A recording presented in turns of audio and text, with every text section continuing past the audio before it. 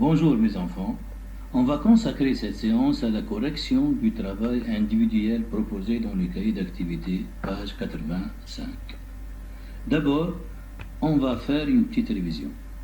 Le complément de lieu qui répond à la question où, le complément de temps qui répond à la question quand, le complément de manière qui répond à la question comment, mais qu'on va voir au module 8, le complément de but, de cause, etc.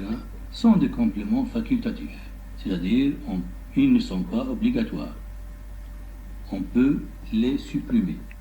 On peut les supprimer, comme on peut les déplacer. Mais il faut isoler ces compléments du reste de la phrase par une ou deux virgules selon le cas. Ces compléments ne font partie ni du groupe nominal sujet, ni du groupe verbal. On les appelle compléments de phrase. On passe maintenant à la correction. Je m'entraîne. Dans ces débuts du texte, souligne le complément de temps. On va lire ensemble le texte. Suivez. L'été dernier, Catherine est allée en colonie de vacances en montagne. Un jour, les enfants de la colonie ont trouvé un chevreau perdu. Ils l'ont recueilli et lui ont fait une cabane près de la colonie. Bien. On va maintenant souligner les compléments de temps dans ce texte. On va identifier les compléments de temps. L'été dernier, Catherine est allée en colonie de vacances. Quand Catherine est-elle allée en colonie de vacances? L'été dernier. Soulignez donc l'été dernier. Deuxième phrase. Un jour, les enfants de la colonie ont trouvé un chevreau perdu. Quand les enfants ont-ils trouvé un chevreau perdu? Un jour. Donc le complément de temps, c'est un jour. On passe maintenant à la dernière phrase. Ils l'ont recueilli et lui ont fait une cabane près de la colonie. Est-ce qu'il y a un mot qui répond à la question quand? On va analyser cette phrase ensemble et on va voir la réponse. Il, c'est un pronom personnel sujet. On place les enfants. L'ont recueilli. L'apostrophe, c'est remplace donc le chevreau. C'est un complément direct. Et lui ont fait une cabane près de la colonie. Lui, c'est un complément indirect. Ils ont fait quoi? Une cabane à qui? Bien, au chevreau. Près de la colonie, c'est un mot qui indique le lieu. Donc, ici, donc, dans cette phrase, il n'y a pas un complément de temps. Tibet. Réécris la première phrase en déplaçant le complément de temps. On va relire donc la première phrase.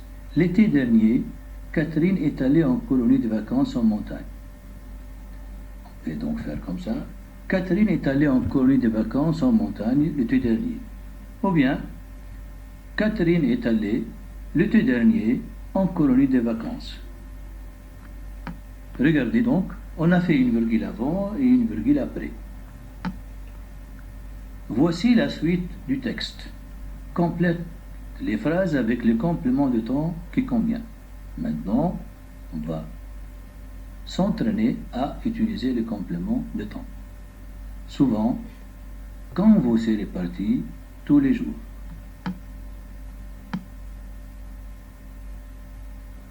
Maintenant, on va lire le texte tel qu'il est. Les enfants apportaient de l'herbe au chevreau. L'animal allait en promenade avec eux.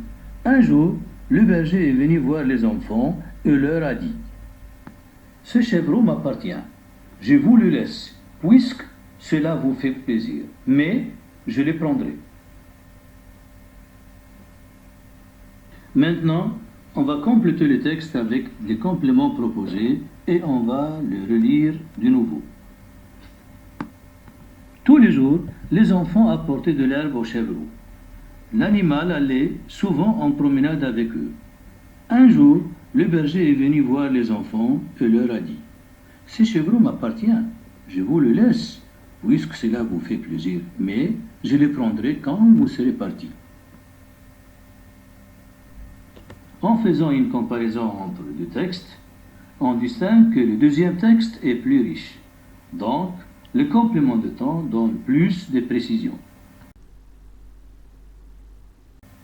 On passe maintenant à l'exercice numéro 2, qui a pour objectif mettre des actions selon un ordre chronologique pour produire une fin à ce texte.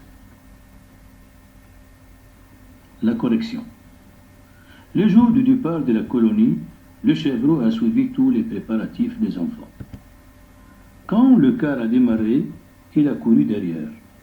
Il s'est arrêté de courir quand il a vu le troupeau et le berger près de la pente. On va maintenant repérer et identifier le complément de temps dans ces phrases. Pour la première phrase, le complément de temps c'est le jour du départ de la colonie. C'est un groupe nominal enrichi par un complément de nom. Le jour, quel jour? Le jour du départ de la colonie. Dans la deuxième phrase, quand le car a démarré, il a couru derrière. Le complément de temps, c'est quand le car a démarré. Le complément de temps dans cette phrase, c'est une phrase. Et le tout, c'est une phrase complexe. Vous allez voir ça plus tard. Troisième phrase.